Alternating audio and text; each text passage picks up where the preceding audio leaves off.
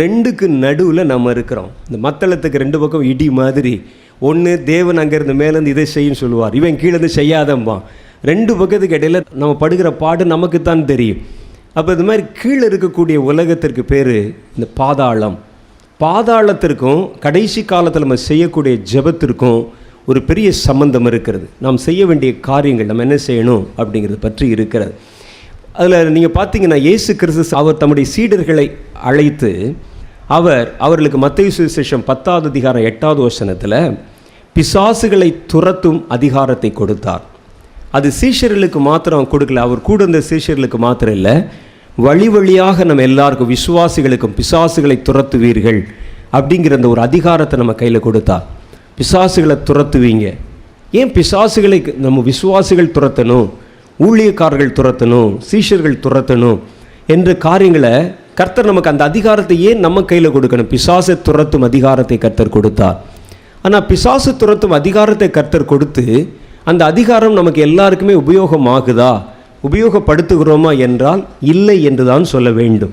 சிலர் என்ன சொல்கிறாங்கன்னா, பிசாசு துரத்துறதுக்குன்னே தனியாக ஆட்கள் இருக்கிறாங்க, இந்த கர்த்தருடைய ஊழியக்காரில் பிசாசு துரத்துற வரமுள்ளவங்க இருக்கிறாங்கன்னு. வரத்தில் பிசாசு துரத்துற வரம்னு எங்கேயுமே எழுதப்படலை. எங்கேயாவது போட்டிருக்கா? சிலருக்கு அந்த ஆவினாலே பிசாசை துரத்தும் வரமும் இருக்கா? இல்லை. பிசாசை துரத்துவது என்பது வரம் அல்ல, அதிகாரம். அதை புரிஞ்சுக்கணும், அதிகாரம். இதை கர்த்தர் எல்லாருக்கும் கொடுத்துருக்கிறார். இந்த ரைட்ஸ் எல்லாருக்கும் இருக்குது.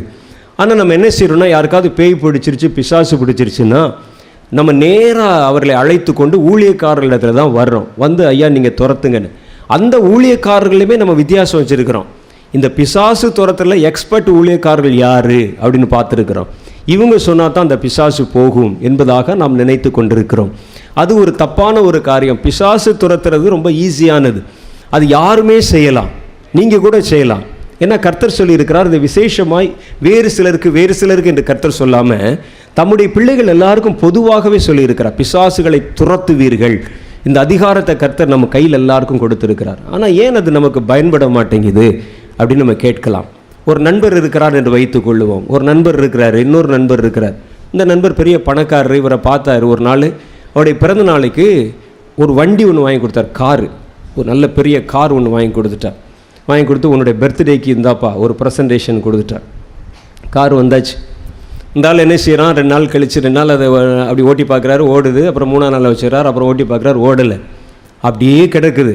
அப்போ ஒரு ஆள் வரான்னு வச்சுக்குவான். அவன் வந்து கேட்குறான், என்னங்க இந்த கார் புது காராக இருக்குது, அப்படியே நிற்கிதே அப்படின்னு கேட்குறான்.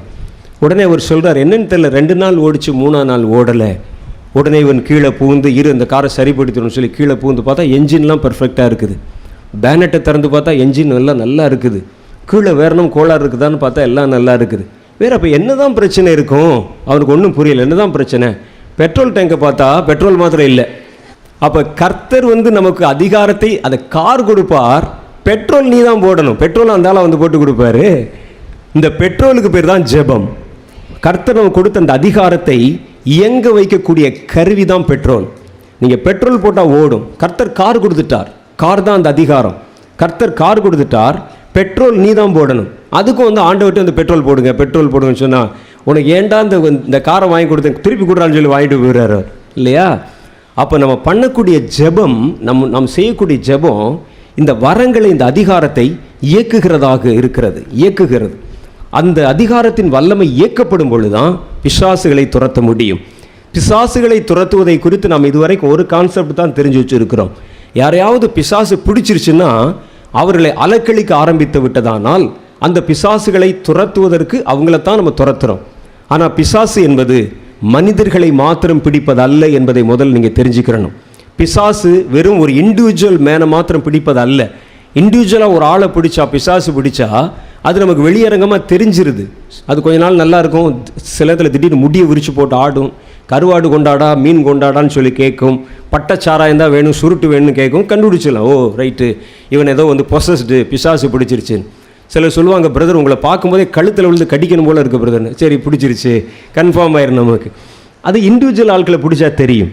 ஆனால் பிசாசு இண்டிவிஜுவலாக இருக்கிற ஆட்களை மாத்திரம் பிடிப்பதில்லை. பிசாசு ஒரு வீட்டையே பிடித்து கொள்ள முடியும். ஒரு வீட்டை பிடிச்சிடும் பிசாசு. வீடுனா வீட்டில் இருக்கிற ஒட்டுமொத்த ஆட்களை அப்படி பிடிச்சிடும்.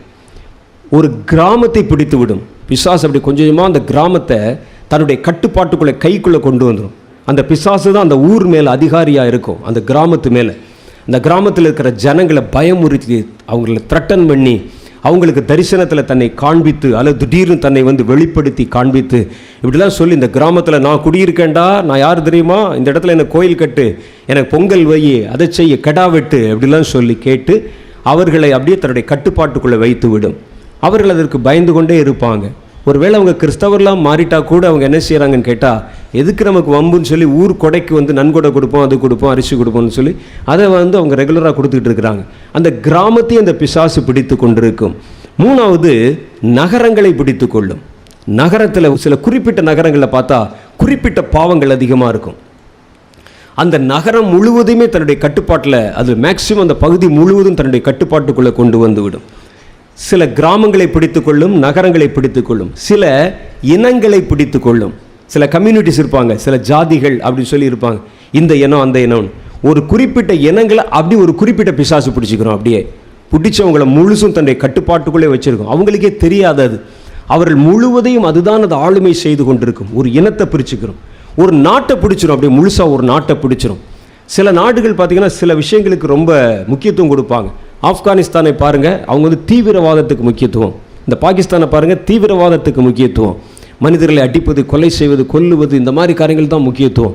அது ஒரு பிசாசு அந்த நாட்டையே அப்படி தன்னுடைய கட்டுப்பாட்டுக்குள்ளே வச்சிருச்சு. ஒரு பிசாசு ஒரு மனிதனில் துரத்தப்பட்ட பிறகு அவன் சொஸ்தமாவதை போல ஒரு நாட்டை பிடித்திருக்கும் பிசாசை நீங்கள் துரத்திட்டீங்கன்னா அந்த நாடு விடுதலையாகிவிடும். அல்லேலூயா. இது நமக்கு தெரியாது. நம்ம நினைக்கிறோம் பிசாசு மனிதனை மாத்திரம்தான் பிடிக்கும்னு சொல்லி.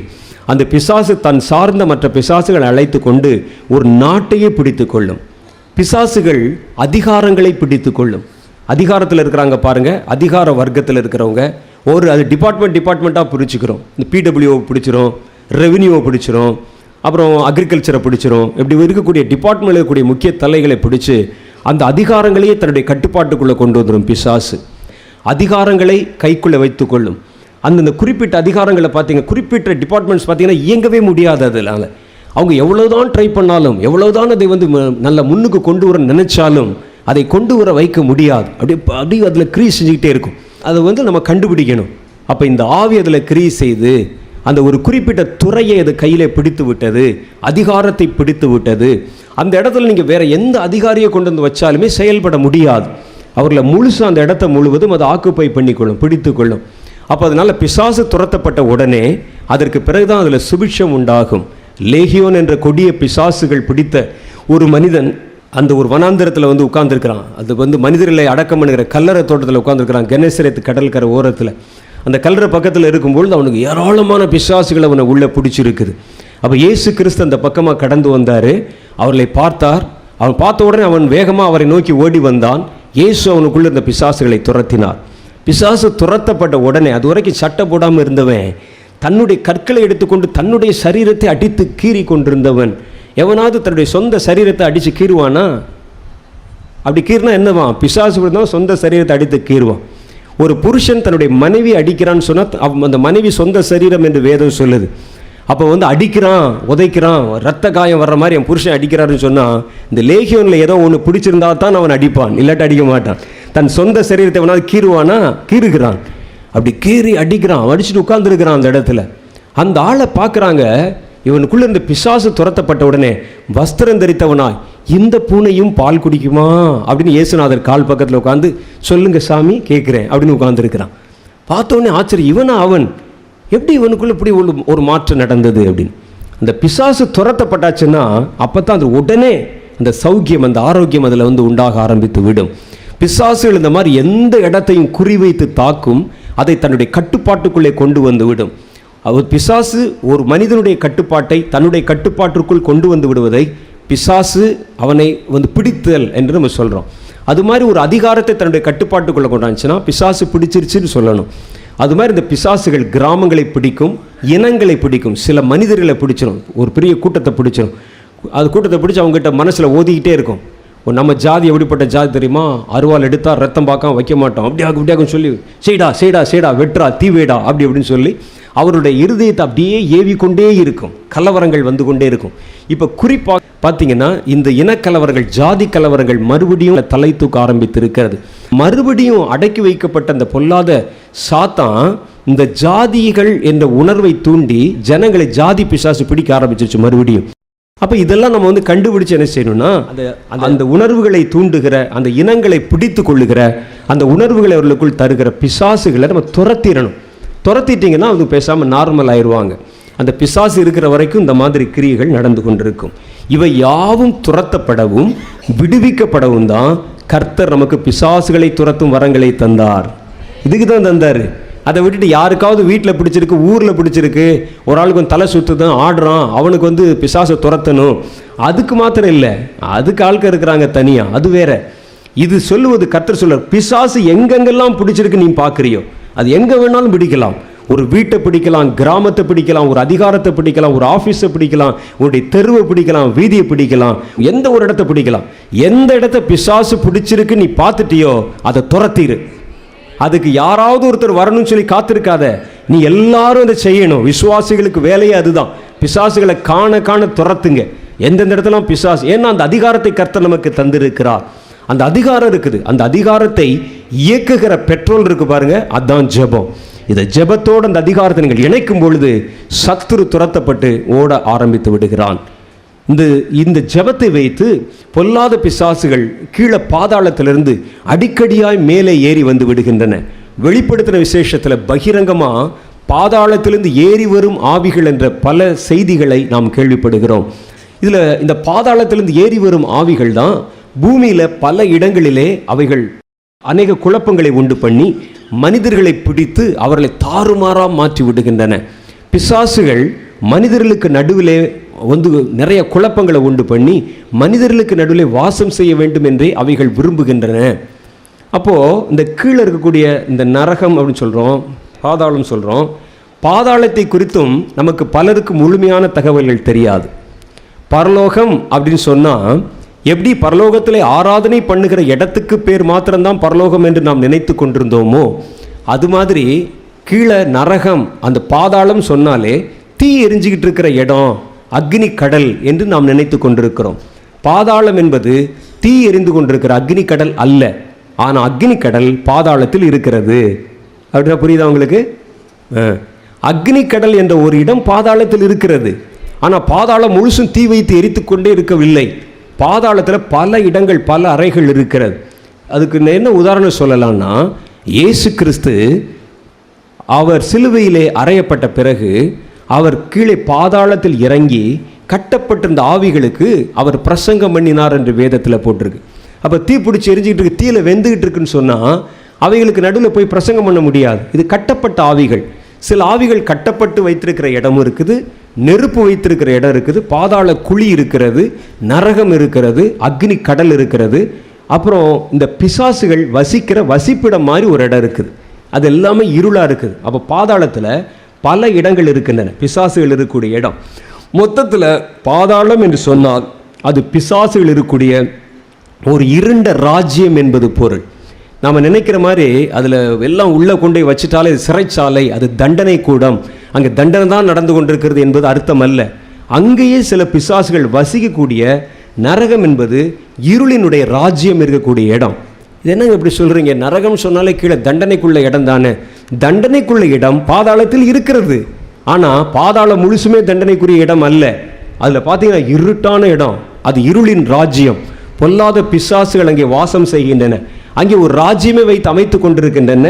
கர்த்தருடைய வேதத்தில் நீங்கள் எடுத்து வாசி பார்த்தீங்கன்னா வெளிப்படுத்தின விசேஷத்தில் அவர் சொல்கிறாரு, பாதாளத்திலிருந்து ஏறி வரும் ஆவிகள், வெட்டுக்கிளிகளை போல புறப்பட்டு வருகிற ஆவிகள், அவைகளுக்கு ஒரு ராஜன் உண்டு, ராஜா உண்டு. அந்த ராஜாவுக்கு பேர் அப்பல்லியோன் என்று பெயர் என்று எழுதியிருக்கிறார். அப்படின்னா என்ன அர்த்தம்?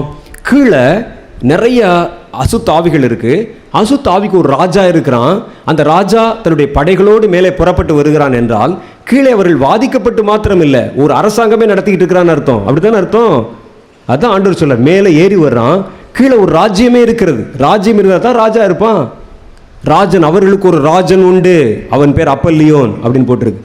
அப்பல்லியோன் அப்படிங்கிற ஒரு சாத்தான், ஒரு பிசாசு கீழே இருக்குது. அது ராஜாவாக இருக்குதான் பாதாளத்துக்கு. அது தன்னுடைய தலைமையில் கீழே இருக்கக்கூடிய ஆவிகளை கொண்டு வருகிறது.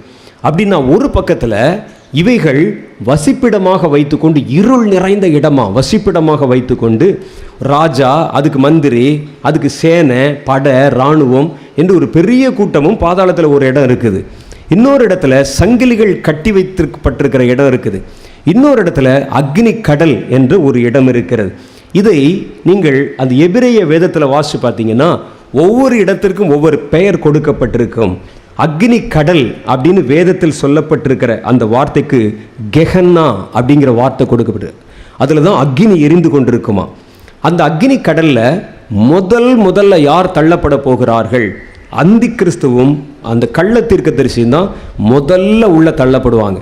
அது வரைக்கும் இப்போ வரைக்கும் அக்னி கடலில் யாருமே இல்லை. அக்னி கடலில், அந்த அக்னி கடலுக்குள்ள தள்ளப்பட்ட தண்டனை இதுவரைக்கும் யாருக்கும் கொடுக்கப்படவில்லை. வெளிப்படுத்தின விசேஷம் 19வது அதிகாரம் 20வது வசனம் சொல்லுகிறது, மேலும் அவர்களை அங்கே மோசம் போக்கின பிசாசானவன் மிருகமும் கள்ள தீர்க்கதரிசி இருக்கிற அக்னி கடலில் கந்தகமான கடலிலே தள்ளப்பட்டான். அவர்கள் இரவும் பகலும் சதா காலங்களிலும் வாதிக்கப்படுவார்கள். 19:20 என்ன சொல்லுதுன்னா, அந்த பிடிக்கப்பட்ட கள்ள கிறிஸ்துவும் அந்தி கிறிஸ்து, கள்ள தீர்க்கதரிசி அந்தி கிறிஸ்துவும் முதல்ல அக்னி கடலில் தள்ளப்படுறாங்க. இவங்க தள்ளப்பட்டு 1000 வருஷத்திற்கு பிறகு பிசாசும் மிருகமும் கள்ள தீர்க்கதரிசியும் அந்தி கிறிஸ்துவும் இருக்கக்கூடிய அந்த அக்னி கடலில் மறுபடியும் அவங்க தள்ளப்படுறாங்க. அதுக்கு பிறகு மரணம் தள்ளப்படுகிறது. அப்புறம் இந்த பாதாளம் தள்ளப்படுகிறது. அப்படின்னா இந்த பாதாளம் அக்னி கடலில் தள்ளப்படுகிறது. வெளிப்படுத்தின விசேஷம் 20வது அதிகாரத்தில் 14வது வசனத்தை எடுத்து வாசிச்சு பாருங்க. அதில் என்ன போட்டிருக்குன்னா, அப்பொழுது மரணமும் பாதாளமும் அக்னி கடலிலே தள்ளப்பட்டன. அப்படின்னா என்ன அர்த்தம்? அக்னி கடலில் பாதாளம் தள்ளப்பட்டதுன்னு சொன்னால் அக்னி கடல் வேற, பாதாளம் வேற என்று பொருள். அப்படி தானே? பாதாளம் தள்ளப்பட்டது என்றால் பாதாளத்தில் இருக்கக்கூடிய இதுவரைக்கும் வசித்த, அவைகளை வசிப்பிடமாய் கொண்ட அனைத்து பிசாசுகளும் அக்னி கடலிலே தள்ளப்பட்டன. அப்போ அது வரைக்கும் அது தண்டனை பெறல, உள்ளதான் இருக்குது. அவைகள் உள்ளே ஓடிக்கொண்டிருக்கின்றன, ராஜ்யம் நடத்தி கொண்டிருக்கின்றன, அடிக்கடி கையை பிடிச்சி மேலே ஏறி வந்து இந்த உலகத்துக்குள்ளே உலாவி கொண்டிருக்கின்றன பாதாளத்தின் ஆவிகள். இந்த பாதாளத்தின் ஆவிகள் பயங்கரமானவைகள். அவைகளுக்கு ஒரு ராஜன் உண்டு என்றும் கர்த்தருடைய வேத புஸ்தகத்தில் எழுதியிருக்கு. இதில் அங்கே இருக்கக்கூடிய அக்னி கடலுக்கு பேர் தான் கெஹன்னா என்று சொல்லணும். அடுத்து சங்கிலிகளால் சிறைப்பிடிக்கப்பட்டு வைக்கப்பட்டிருக்கிற இடம். தூதர்களில் சிலர், விழுந்து போன தூதர்களில் சிலரை கர்த்தர் தப்ப விடாமல் சங்கிலிகளினால் கட்டி நியாய தீர்ப்புக்காக வைத்திருக்கிறார் பாதாளத்தில். அந்த இடத்துக்கு பேரும் அதையும் நம்ம நரகம் தான் நினைத்து கொண்டிருக்கிறோம். 3வது இடத்துக்கு பேர் இந்த பாதாளம். இதுக்கு பேர் ஹேடஸ் அப்படின்னு சொல்லுவாங்க. HADES, Hades. ஹேடஸ் பாதாளம் சொன்னால் அது ஒரு ராஜ்யம் மாதிரி. அது இருட்டான இடம். அங்கே தான் பொல்லாத பிசாசுகள் இருக்கும். அவைகளுக்கு ராஜா இருக்கிறான், ராஜ்யம் நடத்தி கொண்டிருக்கிறார்கள், திட்டம் தீட்டுறாங்க. அங்கே உள்ள உட்காந்து திட்டம் தீட்டுவான். அந்த இடம் இருட்டாக இருக்கும். ஏன் இருட்டாக இருக்கும் அப்படின்னு நீங்கள் கேட்டால், தேவனால் படைக்கப்பட்ட எல்லாமே வெளிச்சமாக இருக்கும். அவர் ஒளியின் உடைய தேவன், ஒளியின் பிதா, ஜோதிகளின் பிதா. அவரிடத்திலிருந்து படைக்கப்பட்ட எல்லாம் வெளிச்சமாக இருக்கும். அவருடைய ஆவி வெளிச்சம் நிறைந்ததாக இருக்கும். கர்த்தருடைய ஆவி தான் மனுஷனுக்குள்ளே இருக்குது. கர்த்தர் மனுஷனுக்குள்ளே தம்முடைய ஜீவ சுவாசத்தை ஊதி தம்முடைய ஆவியை நமக்குள்ளே முதல்ல வைத்தார். அதான் அது நம்ம ஹியூமன் ஸ்பிரிட் சொல்கிறோம். மனுஷ ஆவி. மனுஷ ஆவியிலும் ஒரு வெளிச்சம் இருக்குது. அவன் பாவம் செய்து கர்த்தரை விட்டு விலகி விட்டால் அந்த வெளிச்சம் அப்படி இருட்டா மாறிடுது. தேவ தூதர்களும் கர்த்தருடைய ஆவிகள் தான். கர்த்தரால் படைக்கப்பட்டவர்கள். அவர்களை கர்த்தர் வெளிச்சமாய் படைத்தார். அவங்களுடைய வஸ்திரத்தை பார்த்தீங்கன்னா வஸ்திரத்திலேருந்தே லைட் வரும். அப்படி அவங்களுடைய முகத்தை பார்த்தா முகத்திலேருந்தே லைட் வரும். நம்ம ஆவியில், ஆத்துமாவில் நமக்குள்ளிருந்தே வெளிச்சம் வரும். அந்த வெளிச்சம் அந்த தேவ தூதர்கள் மேலே அந்த ஒளி அவர்கள் உள்ளிருந்தே வரும். அது ஒரு வெளிச்சமாக கடந்து வரும். இந்த தேவ தூதர்கள் தேவனுக்கு விரோதமாக பாவம் செய்து கீழ்ப்படியாமையின் தண்டனைக்குள்ளே போன உடனே, அவர்கள் தேவனை விட்டு விலகின உடனே அந்த வெளிச்சம் இருட்டாக மாறிடுது. அப்படி கருப்பாக மாறிடுது. வெளிச்சமாக இருந்து கருப்பாக மாறிடுது. சாத்தான் என்று சொல்லுகிறோமே, சாத்தான் தானாய் உண்டானவன் அல்ல, அவனும் தேவனால் உண்டாக்கப்பட்டவன் தான். லூசிஃபராக இருந்தாலும் அது தேவனால் உண்டாக்கப்பட்டவன் தான். பாதாளத்தில் இருக்கிற ஆவிகளாக இருந்தாலும் தேவனால் உண்டாக்கப்பட்டவைகள் தான். கர்த்தராலே அல்லாமல் ஒன்றும் உண்டாகவில்லை. உண்டானது கெட்டு போயிடுச்சு, அவ்வளோதான். கர்த்தரை விட்டு விலகி போச்சு, கீழ்ப்படியாமல் ஆகி போச்சு. இந்த ஆகி போனவைகள் என்ன ஆகிவிட்டதுன்னு கேட்டால் இருட்டாக மாறிடுது. இந்த இருளாய் மாறினவைகள் வெளிச்சமுள்ள இடத்திலே வராது. ஒரு ஆள் வந்து இருட்டிலே இருந்துட்டான்னு சொன்னால் அவனை வெளிச்சத்தில் கொண்டு வந்து நின்னா அவனுக்கு அந்த வெளிச்சத்தை பார்க்க முடியாது, கண்ணெல்லாம் கூசும். ரொம்ப நாள் அந்த இருட்டிலே இருந்துட்டான். இந்த பிசாசு இருளாய் மாறிவிட்டால் அது வெளிச்சம் இருக்கிற இடத்துக்குள்ளே வராது. அதுதான் கர்த்தருடைய வேதம் சொல்லு, இருளில் இருக்கிற எவனும் ஒளியின் இடத்துல வரான். ஒளி இடத்துல கூட்டு வந்தாலும் அவனால் நிற்க முடியாது, ஓடிடுவான் அந்த இடத்த விட்டு. வெளிச்சத்தின் நடுவில் நிற்க மாட்டார்கள். அப்போ அதனால் என்ன செய்யுதுன்னா, இந்த இருள் சூழ்ந்தவைகள் இருளான இடத்துல அவைகள் வந்து வசித்து கொண்டிருக்கின்றன. அங்கு இருக்கிற எவனுக்குள்ளும் வெளிச்சம் இல்லாததுனால அவர்கள் இருக்கிற ராஜ்யம் முழுசுமே இருட்டாக இருக்குது, பாதாளம் முழுசுமே இருட்டாக இருக்குது, யாருக்குள்ளேயுமே வெளிச்சம் இல்லை. ஆகவே தான் இருட்டான இடம், அந்த இடத்தை தன்னுடைய ஆளுமை ஸ்தலமாக, வசிப்பிடமாக இந்த கொடிய பிசாசுகள் வைத்திருக்கின்றன. அதுதான் கீழே அந்த பாதாளம் என்று நம்ம சொல்லுகிறோம்.